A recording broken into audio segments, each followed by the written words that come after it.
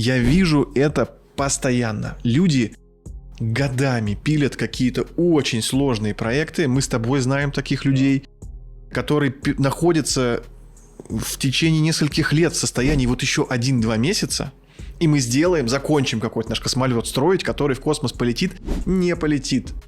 Задача как можно быстрее выйти на рынок с предложением: пожалуйста, возьмите вот в это вот в тест. Нам очень важно понять, приносит ли это ту ценность, которую мы ожидаем. Важно ли вам это, решит ли это вашу боль, решит ли это вашу проблему. Надо, в общем, как можно быстрее об рынок обстучать идею в виде минимального какого-то жизнеспособного продукта, который подтвердит или опровергнет гипотезу, потому что продуктовое решение, которое вот на этой гипотезе построено, оно будет 1000 раз еще потом переделано.